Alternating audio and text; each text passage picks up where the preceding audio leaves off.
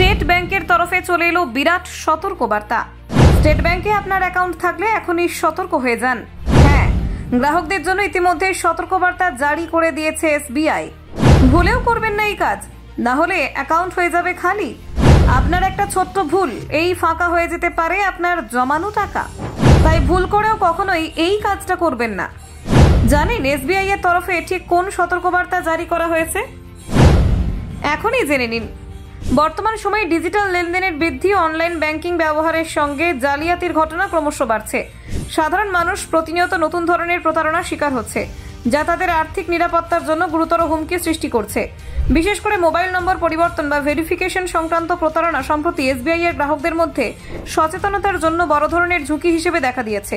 এই পরিস্থিতিতে দেশের বৃহত্তম ব্যাংক এসবিআই তাদের গ্রাহকদের সতর্ক করতে একাধিক বার্তা ও নির্দেশিকা জারি করেছে।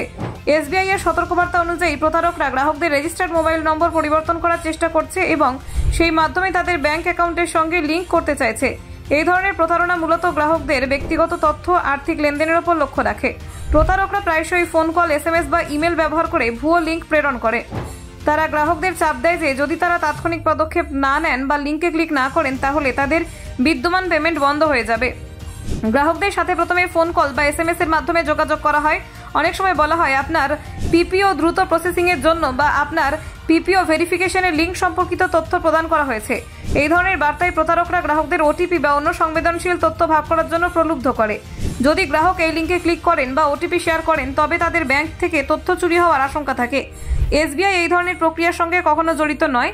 ব্যাংক কখনো ফোন, এসএমএস, লিঙ্ক বা এটিএম ভিজিটের মাধ্যমে পিপিও যাচাই করে না। এই প্রতারণা থেকে রক্ষা পেতে গ্রাহকদের প্রথমেই সচেতন হওয়া প্রয়োজন। কখনোই আপনার পার্সোনাল বা ফাইন্যান্সিয়াল তথ্য যেমন user name, password, ATM pin বা ওটিপি কারো সঙ্গে শেয়ার করা উচিত নয়। প্রতারকরা এই তথ্যের মাধ্যমে আপনার অ্যাকাউন্টে প্রবেশ করার চেষ্টা করতে পারে। এসবিআই গ্রাহকদের সর্বদা অফিসিয়াল অ্যাপ ব্যবহার করার পরামর্শ দিয়েছে। শুধুমাত্র গুগল প্লে স্টোর বা অ্যাপ স্টোর থেকে অ্যাপ ডাউনলোড বা আপডেট করুন। তৃতীয় পক্ষের ওয়েবসাইট বা সন্দেহজনক লিঙ্ক থেকে অ্যাপ ডাউনলোড করা নিরাপদ নয় এবং এটি গ্রাহকের তথ্য চুরির প্রধান পথ। সন্দেহজনক কার্যকলাপ লক্ষ্য করলে গ্রাহকরা নিকটতম এসবিআই শাখায় যোগাযোগ করতে পারবেন। এছাড়া গ্রাহক কেয়ার নম্বর 1800-1234 অথবা 1800-2100-তে কল করে সহায়তাও পেতে পারেন। এই যোগাযোগের মাধ্যমে গ্রাহকরা তাদের তথ্যের নিরাপত্তা নিশ্চিত করতে পারবেন। সাইবার অপরাধের অভিযোগ দায়েরের জন্য গ্রাহকরা 1930 নম্বরে কল করতে পারেন অথবা cybercrime.gov.in ওয়েবসাইটে ব্যবহার করতে পারেন।